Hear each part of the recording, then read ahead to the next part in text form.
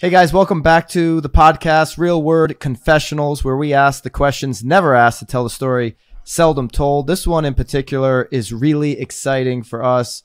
Chris, you're the only person that's come on the confessional that we didn't have a prior relationship with, following all of your stuff. You're doing a great job right now on the content that you're providing for agents. Chris Smith, the founder or co-founder of Curaytor. I'm not sure which one. Co-founder. Co-founder. Yeah, co-founder. So I had it right there. And Chris, why don't you just give everybody listening a little bit of background on you? Yeah, sure. Bio time. I'll make it quick. I got into the industry working for Top Producer, selling CRM when they had like more than probably 50% market share. Like every agent had Top Producer at that time. At the same time when Realtor.com was number one, before Zillow really overtook that spot indefinitely.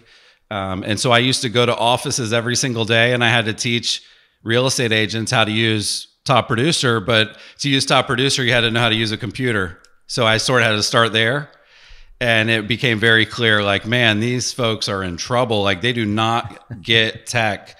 So I just started teaching classes about like Facebook and Google and Twitter and YouTube. And, I would still incorporate the sales pitch in at the end, but I was blowing all the numbers out. I was number one by far.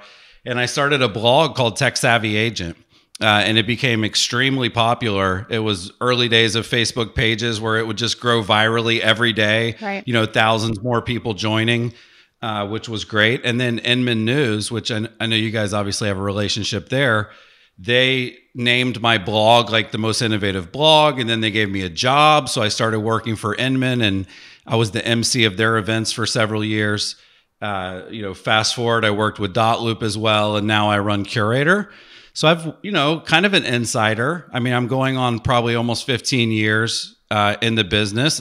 Tons of change, tons of stuff hasn't changed. Right. But I love it. And I'm always excited to talk to creators like yourself. So question though, are you a licensed real estate agent? Have you ever you've never had your license, you've never sold real estate, you've just helped everybody else?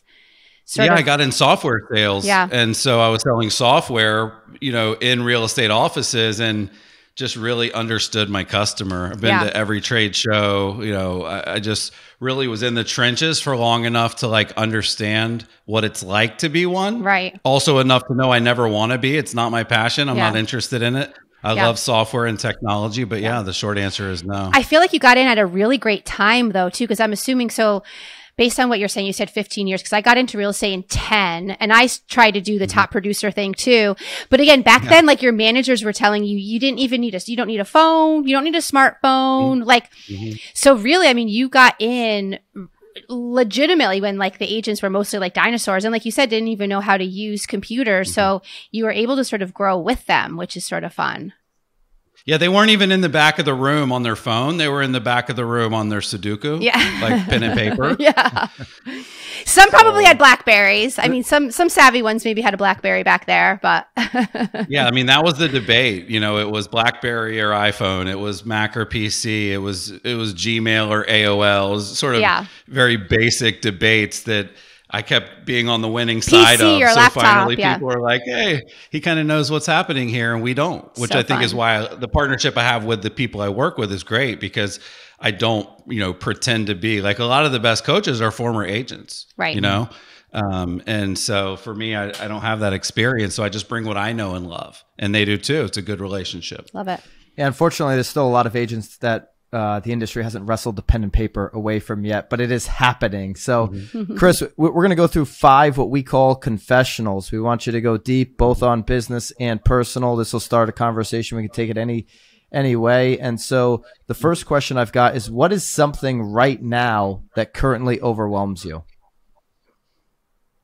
Something that overwhelms me? Yeah, what is something right now that is currently overwhelming you, whether it be business or personal? Yeah, the first thing that comes to mind, which is probably what I should say, that's the point of the confessional, I guess, is being a parent of teenagers, like newly turned teenagers, is really hard. My son's 14, my daughter's 12.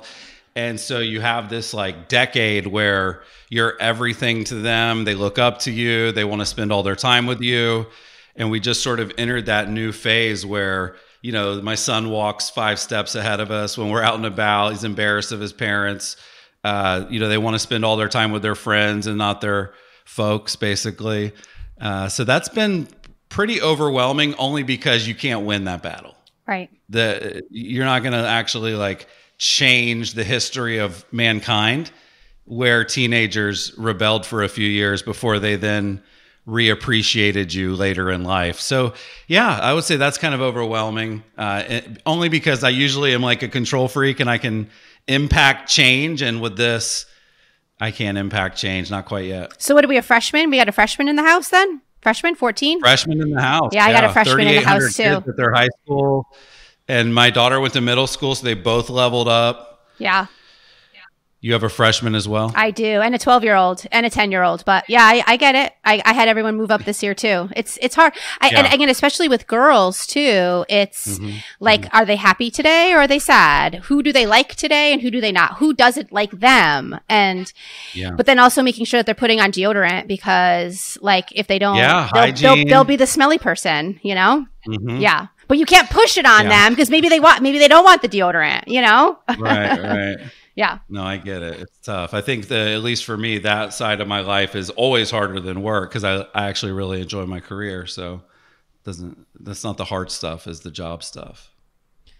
Good thing I've got plenty of years before I get into the teenage. Yeah. Yeah. I'll come to both of you for the advice. So don't ever come to me for advice. Say, like, enjoy it while you can. Like, it's going to end. Like, and I was like, no, not for me. You know, they love me too much. Like, You're gonna break. Or those people that at the supermarket, like, they'd come up to you and they'd be like, I'd have all 3 with me and like, don't worry, ma'am. Like, one day you'll be me. And I'm like, I can't wait to be you. I can't wait to go up to someone in the grocery store and be like, one day they won't be with you. Like, like that was always like, shut up. Like, you're lucky. Yeah. That's funny.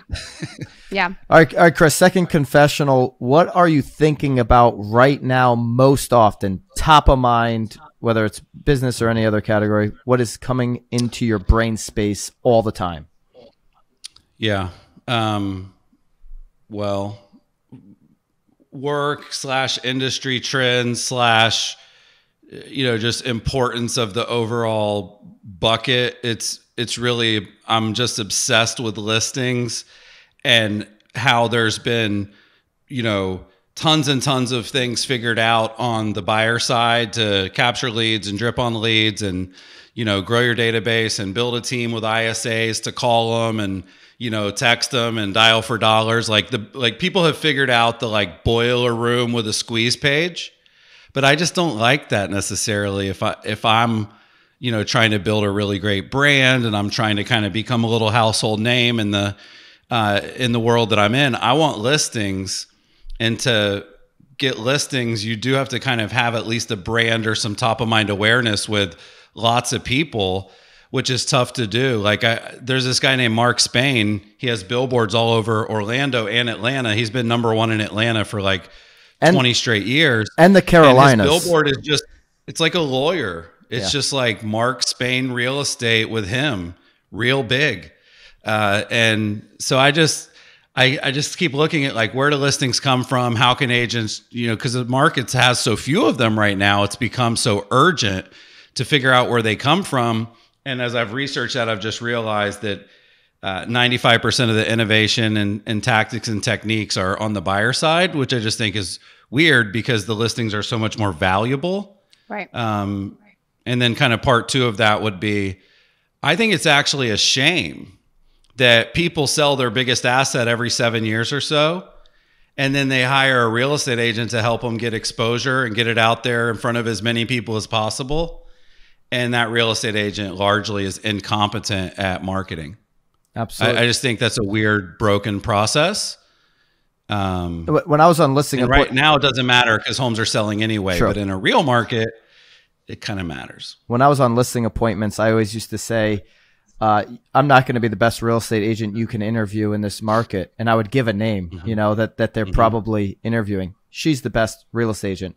I happen to be the best marketer you can sit in front of even if you're going to interview 100+ agents in this market. And here's how I'm going to market to actually sell your home. And you're right. Not enough agents are coming in with the marketer mindset. You said something on a recent YouTube video on the Curaytor YouTube page, which I would encourage everybody. We'll actually link it below, where you talk about the change of agent, how we're going to market ourselves online with some of the privacy issues or privacy laws rather that are coming into effect. So one of the things you wrapped up that video saying, and to your point here, is how important brand is, because you're not going to be able to just call. In fact, you're not even going to be able to keep people in your CRM forever and always just because you own an email. You don't even own it because you have access to an email or phone number. There's going to be laws that require you, in your video, you said, to take those people out of your CRM after a certain period of time, 1 or 2 years.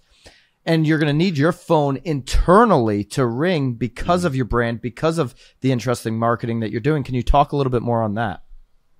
Yeah. I mean, the thing is, there's these international laws that are pretty scary and ominous. And if they happen here, the industry would really have to change their tactics overnight, like GDPR, which is like the little cookie pop up, and you can't keep people's information beyond the purpose for which you obtained it. So if I get a buyer or a seller lead and then they buy or sell with anyone else, my purpose in obtaining their information is now gone. And so I have to burn the contact.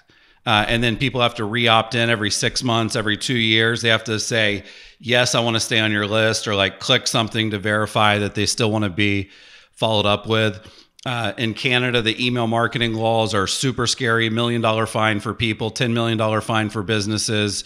They make it incredibly difficult compared to in the past to do email marketing up there. And even on the landing page design has had to change quite a bit.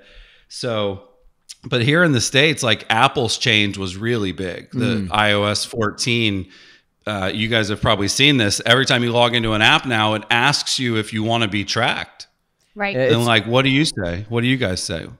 I usually say no. And I always say yes. I'm like, yes, most keep going. Consumers are saying no. I always say no, even though I'm a marketer. I'm Track like, me. I'm pretty boring. I'm either at the bar or at the office. Yeah. I mean, it's pretty simple. I mean, it's basically said, hey, Facebook marketing is so much less valuable than it was 3, 4, 7 years ago. Really, 7 years ago was kind of the height of Facebook marketing.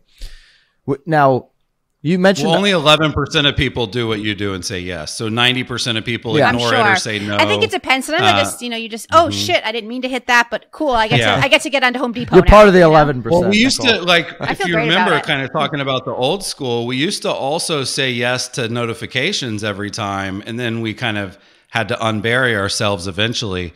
Yeah. But the tracking issue is very real. It impacts the targeting of the ads. It impacts the profile in the CRM of knowing what actions they took. And then you're right, Byron, on top of that, all the Facebook ad changes with targeting, a lot of the advice in my book, The Conversion Code, is now, basically illegal, because it was like, oh, you can target by age and interest and zip code. And watch, you can just put a flag in a neighborhood and do 1 mile around it. Like, this is a no-brainer. And all of that really kind of went away. It's a very kind of basic training wheels targeting options. So those are just real world examples of it's going to really impact your marketing. Think about when you get a call and it says suspected spam. No one answers those. So if you're running like a call center mindset and you're calling 100 people a day, every single day, barely any of them ever answer, you don't think the companies sort of have that data and know that this guy calls 100 people, 99 don't pick up. The one person that picks up, it's a 30-second conversation. That to me is suspected spam. So I'm just predicting that over the next few years, this stuff will get stricter, not looser, because it's sort of like the people revolution, the consumer empowerment. Like, we want our data, we want to be tracked, and Apple's at the front of it. With all of their ads are about privacy right now, not about the camera. You mentioned ISA or call center. How would you think about the new model of an inside sales agent team or a call center, whatever you want to call it? How would you think about that going forward? Because to your point, agents teams need calls coming into them now with how these marketing laws are going to change the game. How would you think about the ISA team? Because we know that agents and teams or team agents, whatever, don't pick up the phone when that call rings. So how do you think about an inside sales team? Yeah. I mean, at every sales organization I've ever worked at, 80% or so of the salespeople were really bad and 20% were really good. And I think real estate's pretty much the same way. Sure. So the problem is you have 10 buyer's agents or ISAs and they're not all great. So then you outsource it, you try a service, you try to hire somebody locally. Like the problem is you're trying to make a job that's uncool, cool. It sucks. I did it for a decade. I dialed for dollars in a boiler room, 100 calls, 3 credit pulls, 1 loan. I worked at Quicken Loans and like when the mortgages were like first hitting the internet. So I think the new call center starts with great marketing and great advertising that really warms the leads up tremendously. I'll give you an example. If every lead you force to register, you get a bunch of them. If you don't force them to register, the ones you get are good. I mean, you guys would probably say historically Zillow delivers like a pretty high quality lead. Their leads are so high quality that they can charge crazy amounts of money. They can charge a percentage of people's commission and they're signing up left and right. Why is that? Because the leads close. It's that simple. So why do the leads on Zillow close and why don't all the leads that you do on your own close? Because on Zillow, the consumer isn't forced to register and reach out to you until they're really ready. Right. So like part of it's the brand and they like Zillow. Correct. But part of it's the fact that it's opt-in. You're literally saying, hit me up, I got a question. Right. You're not saying unlock me to search for homes. That doesn't sound normal. You know what I mean? Like I don't have to unlock Redfin. Right. I don't have to unlock Zillow. I don't have to unlock Truly. I don't have to unlock Realtor.com. Why do I have to unlock Sally, the Realtor team in Charleston? You know what I mean? To use her home search. That to me, that is not going to last forever. I agree. So you would basically look at the call center of the future would have more passive calls to action. It wouldn't be register to use it. It would be ask us a question when you're ready. Yeah, you can have live chat. Yeah, when the leads do come in, you should respond quickly.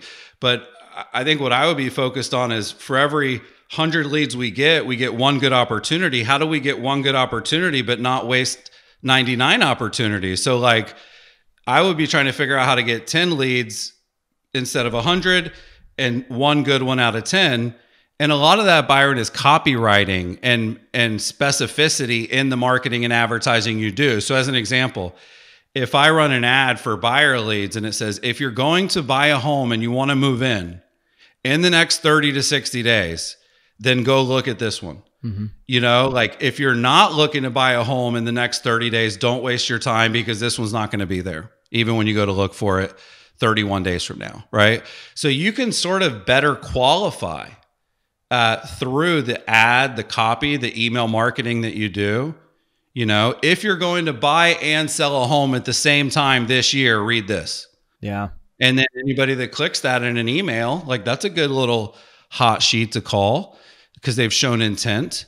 So I think it's more about just like warming up the traffic versus just this cold traffic, go to a squeeze page, force them to register, drip on them with alerts, and then track their behavior. It doesn't pass the say it out loud test for me. Love that insight. Love that insight. I hope everybody was paying attention. And again, we'll link up the video on some of the privacy stuff that Chris did. So next confessional, Chris, how have your faults, we all have them, hindered you from more success? That's a good question. How have my faults hindered me from more success? Yeah, you're super successful, but where have you held yourself back? Well, I've held myself back because I don't give myself enough credit for the success that I have. So I'm always punting down the field and, get to this mountaintop and see the next one and pick up the accolades I always thought I wanted. And then the next day they're not gratifying anymore and hit a milestone financially and then getting it and then not feeling any better than I felt the day prior. So I would say the thing that holds me back from sort of like positive mental attitude success is that I'm not complacent. I know that I haven't reached my potential. And so even though I'm accomplishing things that, people should and are proud of, it doesn't last very long. So I would say that's probably a fault. Like I'm not enjoying the ride. as much as I should. Yeah. But in the meantime, I don't even know the destination that I want to get to. So it's like, it keeps moving even when I get there. So like being an author, bestseller list, curator on the Inc. list, whatever it is, like, but I think that's also a blessing too. I think you have to kind of be minorly obsessive to get to a real big goal. And I've just set really big goals. So it's like, until I accomplish some of them, I'm not really that happy with where I'm at. And I wish I was. I see people that are, and I'm jealous of it. What's your biggest goal right now? Like what's number one on your list? Yeah, that's a great question. My biggest goal right now is to basically be a part of a unicorn experience. Like I want to be a part of $1 billion company. So whether that's helping one or merging with one or becoming one or investing in one or being on the board of one. I just feel like I get such FOMO because I follow Silicon Valley and venture capital and all that stuff. So yeah, my goal is to have so much money that I can invest in other people like me and work with them and get in the trenches with them. I told my wife that my perfect portfolio would have like 60 companies. And 1 day per quarter, 20 days per month, weekdays. So 1 day per quarter, I would just spend a whole day with each of them and get in the trenches the best I could and then start it again the next quarter. So, kind of a weird goal, but that's one of my goals, 60 investments. So you're not somebody that's trying to shy away from travel. You want to get back into a travel routine. Yeah, well, part of my strategy with the investing is like, I think there's an ability to be like a hyper-local investor. So I'm in Florida and no one's really looking for deals here. No one's looking for startups here. So you can find some diamonds in the rough compared to if you're actually in New York or Silicon Valley. But yeah, I want to get on the road. I hate working from home. It's miserable. It's been the worst experience of my life. I absolutely hate it. It's a necessary evil in my eyes, and it's sort of a moment in time that'll get me back to where I really want to be. But yeah, I love hitting the road. I love traveling. I love, being, whether it's at a conference or a mastermind or whatever. Why do you think right now so many people love working from home, or they say they love working from home, and agents in particular? Why do so many agents want to work from home now? Mm-hmm. Because they didn't like their coworkers.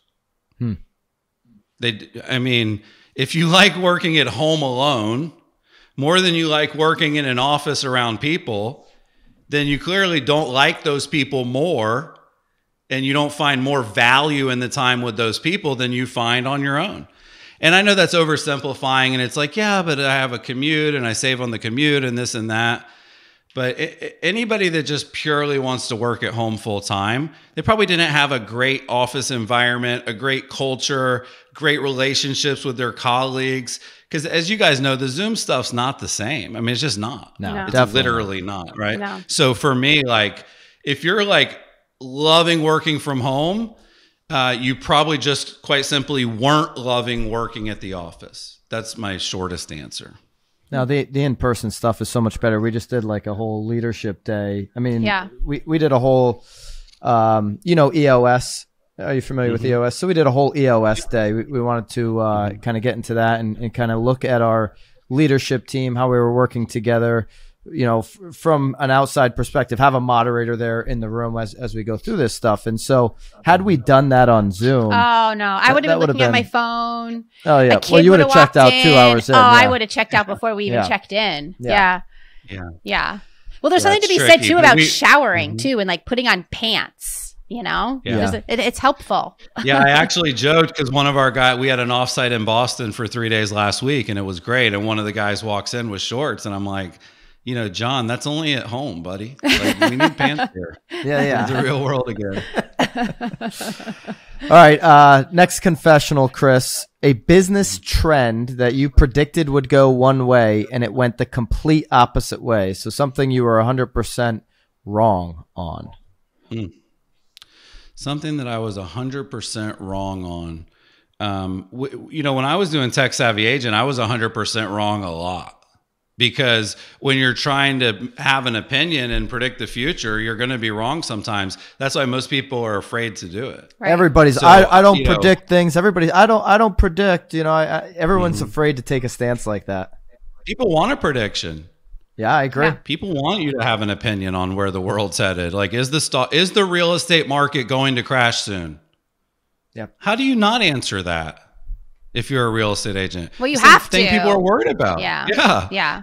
You have to. And I even think it'd be interesting to do stuff like, how much will your home be worth in 2023? Mm-hmm.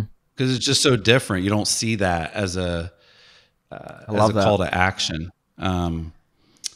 But now I forgot your question, Byron. What Well, were you something, wrong? just You one were wrong. example Oh, the of something, trend. a Yeah. trend that you were wrong on Yeah, a I'm trying to prediction. conveniently forget answering about the time I was wrong. Way to kind of divert away.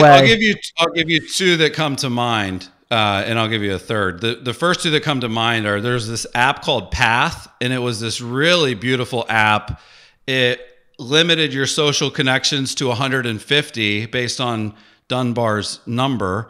And so I thought, and it was beautiful in the design. It had some really cool features nobody else had.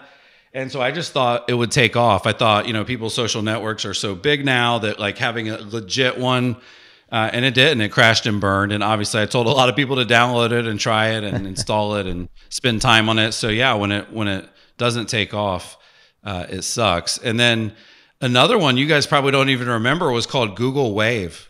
Do you guys remember Google I do Wave? not. I I don't know don't know. anything about Google Wave. Yeah, Google Wave was going to be the next big thing, and it was this, kind of like Google Plus. I spent some time Google talking Plus. about Google Plus as a social network, but Google Wave was sort of like a little bit of Slack, a little bit of Gmail, a little bit of Calendar, and it was blowing up. And I did all these videos about how you're crazy if you don't hop on the Google Wave train, and then they just got rid of it all the way. I mean, they literally got rid of it all the way. So it's funny, when I used to work for Brad Inman, he said, half this stuff works and half this stuff doesn't, but you can't just pick the half that works. You got to do it all. Right. You got to be willing to screw up that half of the time or more. So those come to mind in general. I would also say, when I thought about my book, I'm like, man, my book is the future. And, this is what every team's striving for, is this perfect, digital marketing sales machine. And quite honestly, I don't think that's what things look like in a decade. So in theory, my book is wrong, but not yet. But it will be. You're predicting that your book will be Well, wrong. it won't be wrong. It'll just be Not- it'll be outdated. outdated, It'll just yeah. be outdated, right? Well, I think it's more so the tactics will be condemned more than they are today, where they're sort of looked up to. So when you get a lead, you got to call right away. If they don't pick up, you got to call again. If they don't pick up when you call again, you got to text and leave a voicemail. You got to call them again a couple hours later. You got to call them again the next day. 10 days of pain, buy or die, smile and dial. I guess I kind of hope that's not the future. And the reason I feel that way is because we have built a brand, and we do get inbound leads, and we don't trick anyone into registering. So I have that upside for my own business, and I just can't imagine going back, Yeah. to the old way. But and I know I dug into this a little bit before. You ultimately do agree that when that person does call or chat box or send in an inquiry, that the response from that company needs to be immediate. Somebody needs to pick up the phone 100% of the time if somebody calls. Yeah. I mean, yes. you can't go to voicemail like an agent. And that's the problem with a single agent right now is if you're doing all this great branding and it goes to voicemail, that person has an opportunity between the time you decide it fits into your schedule to call them back to go find somebody else. And they always do. They need that immediate gratification. So you agree with that. Listen, I agree that you should, and you should have people in place that can, because if you're a top listing agent, you're going to be busy in many cases, and you're not going to be the one, that can call right away. But I'll push back a little bit. If somebody, if somebody called Veronica Figueroa, who is my agent, say, hey, Veronica, Chris referred us to you. He said you're the best. My wife and I have a couple questions. Give me a call back. She doesn't need to call back in 5 minutes. I disagree. In that example where you want to talk to, what was her name? Veronica? Veronica. Because you specifically want to talk to her. Now that's a problem, I would argue, and push back. That's going to be a problem in Veronica's business if she ever wants to scale it. She always just wants to be Veronica, a listing agent, and be stuck in that job. Then sure, that'll be a system that works. But if she wants to go to scale, that'll never work. Agreed. But all I'm saying is when the brand is really strong, like if you can't get a Tesla right now, are you going to get a Ford instead? No. Or are you going to wait for the Tesla? I own both, but no. But you get my point. Like when people are sort of truly pre-sold on, working with a certain company, right? Then they're going to keep calling Veronica until Veronica answers. Absolutely. Yeah. No, and I agree. It could be a terrible reflection on her brand if she never follows up, or if it takes her 3 or 4 days. But at the same time, I think, that's where you'd rather be. You'd rather be in the boat where people are willing to wait like a couple hours. But that's a personal referral. Get that for sure.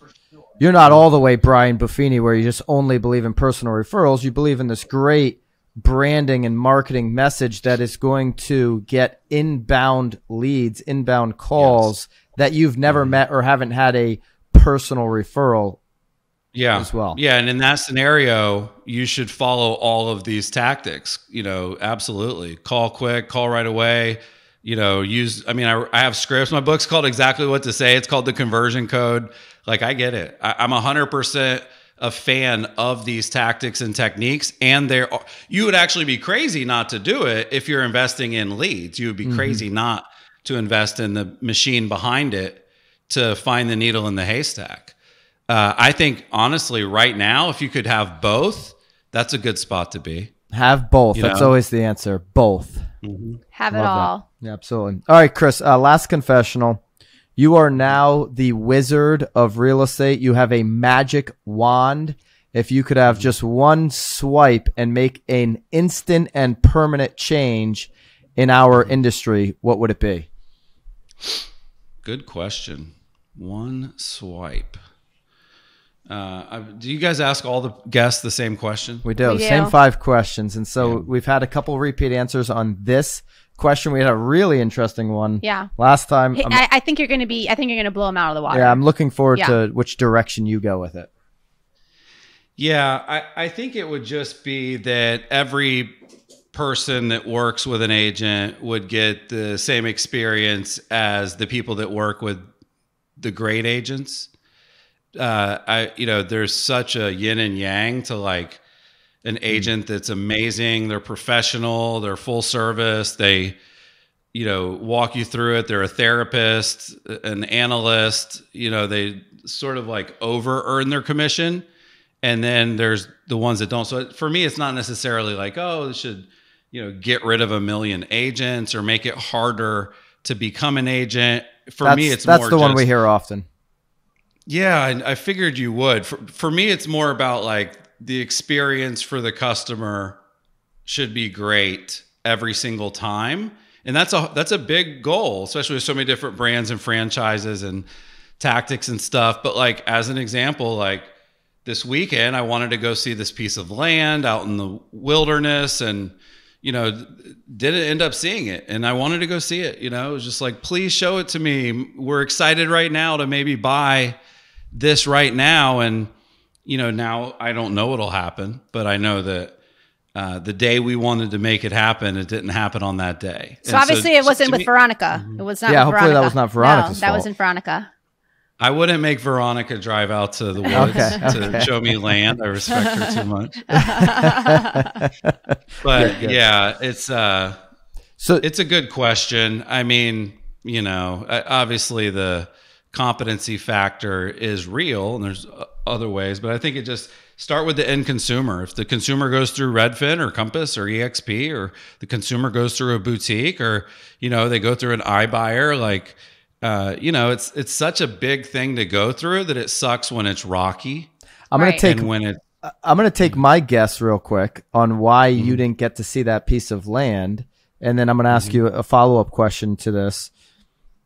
I'm guessing and assuming that you reached out direct to see that piece of land to the listing agent, and that listing agent was a solo agent who can't be everywhere at once, who can't answer every inbound call at once. And, you know, obviously, to your point, you don't know what's going to happen. Do you believe the solo agent in the future is, with that type of service, a disappointment for the end consumer? You were disappointed that you didn't get to see it on your timeline. Do you think the solo agent exists far into the future? Well, I actually think that that person doesn't give a shit that it didn't happen, because that's not what they're relying on. They're relying on their commission when it sells. And so I don't think they feel any urgency that they missed a deal on a Sunday. Maybe if it was a buyer, you know, they might have missed them if they had that quick moment. But yeah, you're kind of right. I think because I did a little research, and I think the owner is the listing agent, who is sort of just has his license, kind of an agent. And yeah, he did not get back in touch with the sort of, call it, buyer's agent at all. So yeah, because he was handcuffed, he couldn't make the showing. So when I think about that, it isn't the solo agent's fault. It's just more of the infrastructure of the industry. You know what I mean? Like, you shouldn't be able to get to that dead end. It should be built different, you know? So I don't necessarily think the guy's doomed that he's out of business per se, but I think the idea that you can't go see a place that you're interested in the day that you find it will go away. And yeah, the companies that solve that problem will win until everybody else does too. In your mind, does that look like consumers viewing property without agents? In some cases, yes, that is going to be what is the best thing. So if there's, you know, because it's the best thing for consumers. Well, all of these Zillow owned homes around me, you can, you know, basically walk right in, open door as well. They're empty. You know, they're open on your schedule. You don't have to call in at all. So yeah, you're Orlando, right? So is that a lot of, are you seeing a lot of those right now in Orlando? I see OfferPad owned. I see, you know, Zillow owned, Open Door owned. Yeah. And any of those, you know, it basically guarantees the 3D walkthrough tour. It allows the kind of seamless show it yourself. So I think some of that stuff, you know, it doesn't mean that as a buyer, like, just because you can go walk through it, you're good. Like, you know what I mean? Yeah. Like, the industry has tried to convince everyone for the last 20 years that they're not glorified door openers, right? So like, this is that would be an example of like proving it, that like, yeah, like open the door and walking through the house is not where we earn our keep. Yeah. And so I think if that's true, right, then the person that can do that, it isn't that you like lost them or that they don't need you to represent them on the buy side. In fact, it might mean that they're further down, like, because I think at one point Realtor.com put out it takes 11 showings to find the property. So how much literal time does it take you to show someone 11 homes? And then if they could have showed themselves 2 or 3 and still you guys kept working together and finished it up, you're a fan of that. You know? And I would argue that over 50% of agents are literally just doing the door opening, and they're standing there while the couple has a conversation. They might ask a couple questions at the end so they can submit feedback to the listing agent. So I'm excited for a shift in that way. And in my mind, it would create more of a professional need for really good buyer agents. And then to your point earlier in the podcast, you know, listings become that much more valuable for agents and teams. Yeah.